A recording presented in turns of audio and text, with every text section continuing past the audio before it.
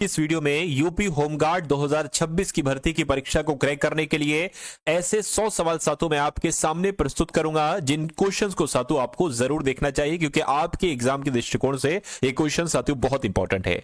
मैं कहूंगा आज की इस वीडियो में साथियों जो पूरी जीके है ल्यूसेंट यानी कि ल्यूसेंट बुक का नाम है उसके टॉप 100 क्वेश्चन साथियों हम लोग देखेंगे। तो अगर आप अपने एग्जाम को साथियों की तैयारी को मजबूत करना चाहते हैं तो सबसे पहले 50 क्वेश्चंस तो मैं आपको कराऊंगा जीके जीएस के और लगभग 50 सवाल मैं आपको करवाने वाला हूं करंट अफेयर के। तो अगर आप अपने पेपर को क्रैक करना चाहते हैं तो आज की इस वीडियो के सारे सवाल आपके मनोमस्तिष्क में स्टोर होना चाहिए। पहला सवाल आपकी स्क्रीन पर है करके सौर मंडल का सबसे चमकीला ग्रह साथियों कौन सा है। तो मैं कह सकता हूं अगर शुक्र ग्रह की अगर बात करें तो यह सौर मंडल का सबसे चमकीला ग्रह है। इसको साथियों सांझ का तारा भी कहते हैं और इसको भोर का तारा भी कहा जाता है। उसके बाद एक अगला सवाल है कह के भाभा परमाणु अनुसंधान केंद्र कहां पर स्थित है।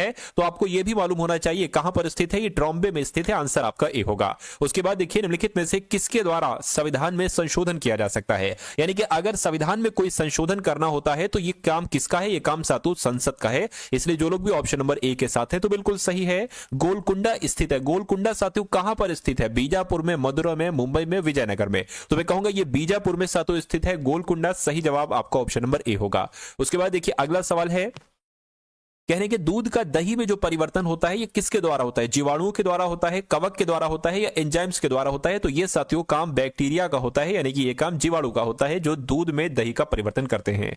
उसके बाद देखिए सौर ऊर्जा का स्रोत है नाभिकीय संलयन है या साथियों नाभिकीय विखंडन है या दोनों है। मैं कहूंगा नाभिकीय संलयन ही सौर ऊर्जा का स्रोत है। सही जवाब आपका ऑप्शन नंबर ए होगा। उसके बाद देखिए साथियों अगले नंबर का सवाल आपकी स्क्रीन पर है, देखिए सवाल को और बताइए आपका जवाब क्या होगा। कह रहे कि भारत का सर्वोच्च पर्वत शिखर साथियों कौन सा है मुझे बताइए। तो भारत का सर्वोच्च पर्वत शिखर की अगर बात करें साथियों तो गॉडविन अस्टिन है, K2 आंसर आपका जो जाएगा वो ऑप्शन नंबर डी के साथ जाएगा। नेक्स्ट नंबर का सवाल है करके पल्लव राजाओं की राजधानी कहां थी। तो पल्लव राजाओं की राजधानी की अगर बात करें साथियों महाबलीपुरम में थी नहीं, चेन्नापत्तनम में भी नहीं थी, मदुरै में भी नहीं थी साथियों, कांचीपुरम में थी। तो कांचीपुरम आपके इस क्वेश्चन का सही जवाब होगा। कंप्यूटर का मस्तिष्क किसे कहा जाता है बताइए। मेमोरी को कहते हैं, कीबोर्ड को कहते हैं या सीपीयू को कहते हैं। मैं कहूंगा सीपीयू को ही कंप्यूटर का मस्तिष्क कहा जाता है। कमेंट सेक्शन में आप लोग मुझे बताइए इसकी फुल फॉर्म क्या होती है ना। सीपीयू की फुल फॉर्म जरा लिखकर मुझे बताइए कमेंट सेक्शन में, मैं उसको देखूंगा।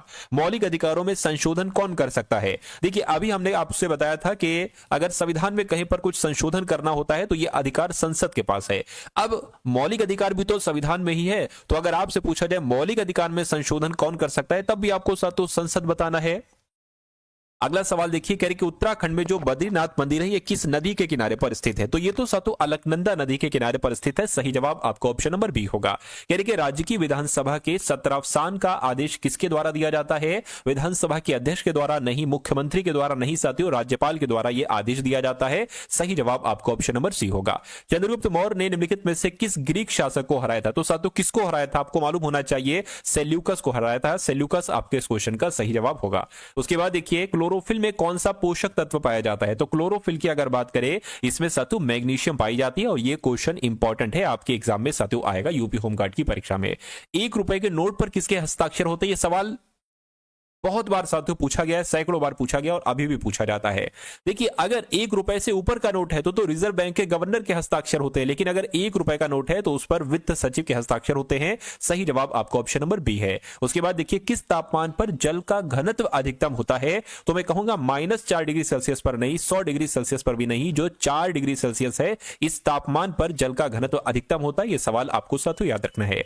जिला पंचायत का सदस्य बनने के लिए प्रत्याशी की आयु कम से कम कितनी होनी चाहिए। तो 25 वर्ष होनी चाहिए, 18 वर्ष होनी चाहिए, 21 वर्ष होनी चाहिए। बिल्कुल सही साथियों 21 वर्ष होना चाहिए अगर आप जिला पंचायत का सदस्य बनना चाहते हैं, है ना। तो प्रत्याशी की आयु कम से कम 21 वर्ष होना चाहिए। कह रहे कि पुलिस विभाग का प्रधान अधिकारी कौन होता है। तो डीजीपी होते हैं, डीजी होते हैं, आईजीपी होते हैं या एसएसपी होते हैं। तो आपको ध्यान रखना है डीजीपी ही पुलिस विभाग के प्रधान अधिकारी होते हैं। अगला सवाल देखिए कह रहे कि भातखंडे हिंदुस्तानी संगीत महाविद्यालय ये उत्तर प्रदेश में स्थित है। बिल्कुल सही, लेकिन उत्तर प्रदेश में कहां पर है। तो मैं कहूंगा उत्तर प्रदेश की राजधानी लखनऊ में स्थित है। आंसर आपका बी होगा।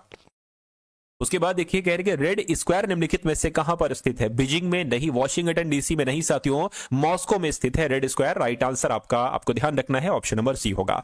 स्टैच्यू ऑफ लिबर्टी साथियों ये कहां पर स्थित है? टोक्यो में है, न्यूयॉर्क में है, बिल्कुल सही जवाब, न्यूयॉर्क में ही साथियों स्टैच्यू ऑफ लिबर्टी स्थित है। उसके बाद देखिए 1905 ईस्वी में बंगाल विभाजन की घोषणा किसके शासनकाल में हुई थी? पहला पॉइंट याद रखेंगे कि बंगाल विभाजन की घोषणा कब की गई थी? तो 1905 में। किसके शासनकाल में हुई थी? तो लॉर्ड कर्जन के शासनकाल में हुई थी। सही जवाब आपका ऑप्शन नंबर सी होगा।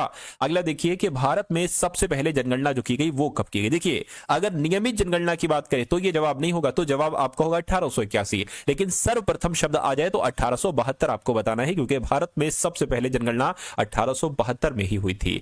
खट्टे फल की अगर बात करें तो इसमें कौन सा विटामिन पाया जाता है? तो मैं कहूंगा खट्टे फलों में सातों विटामिन सी पाया जाता है। अच्छा, आप एक बार कमेंट सेक्शन में मुझे बताइए विटामिन सी किसमें किसमें पाया जाता है? जैसे कि जो खट्टे फल हैं कौन कौन से, मुझे तो पता नहीं, आप बताइए एक बार कमेंट सेक्शन में 4-5 फलों के नाम बताइए, या 4-5 वो चीजें बता दीजिए, 3 ही बता दीजिए जिसमें विटामिन सी पाया जाता है।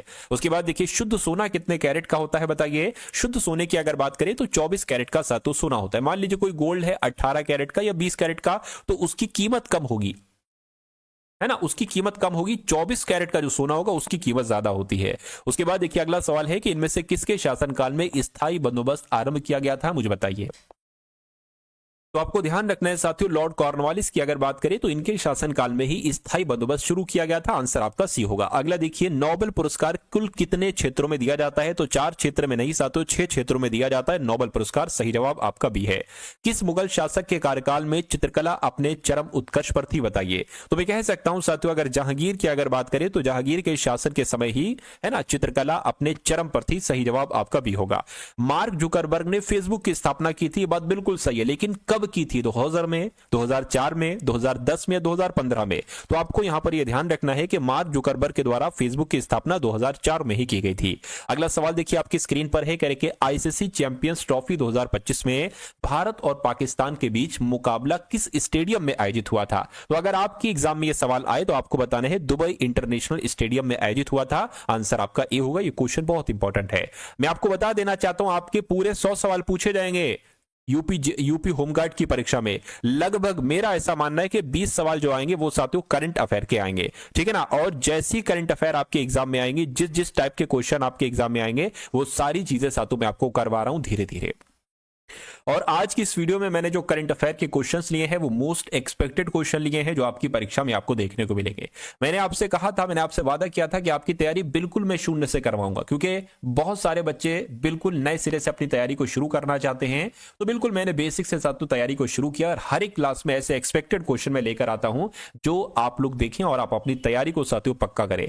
क्योंकि मुझे साथियों ये नहीं चाहिए कि 1 नंबर से रहेगा आप परीक्षा में 2 नंबर से रहेगा। अगर आप वाकई में मेहनती हो, टारगेट सिलेक्शन से पढ़ रहे हो, तो ये समझ लीजिए 100% साथियों आपका सिलेक्शन होगा।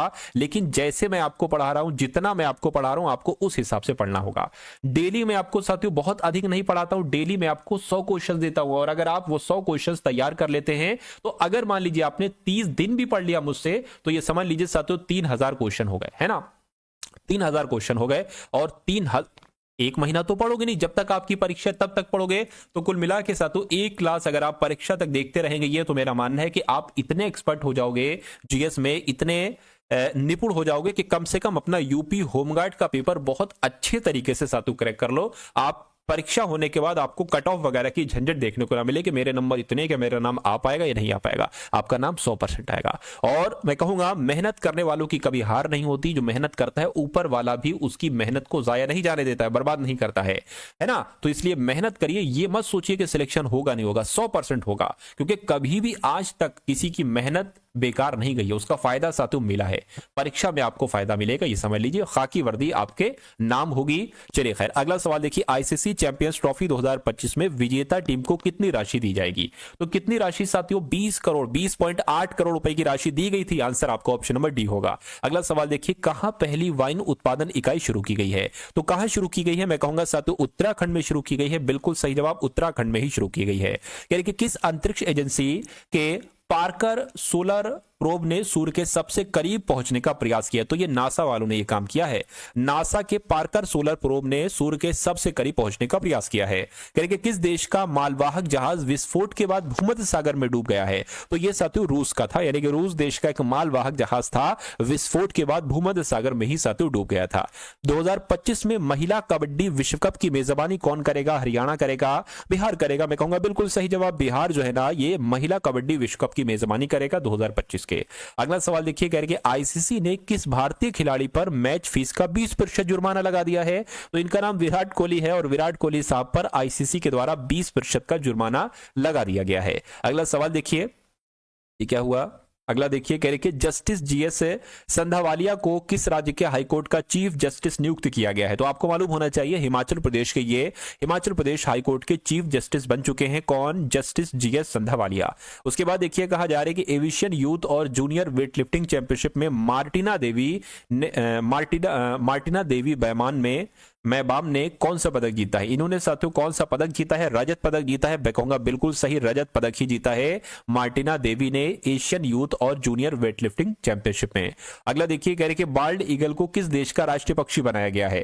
तो इनको साथियों यूएसए का बनाया गया है। यूएसए आपके इस क्वेश्चन का बिल्कुल करेक्ट आंसर है, यानी कि अगर सवाल ऐसे आ जाए कि यूएसए का राष्ट्रीय पक्षी कौन है, तो बाल्ड ईगल आपको बता देना और यह सवाल आएगा आपके एग्जाम में।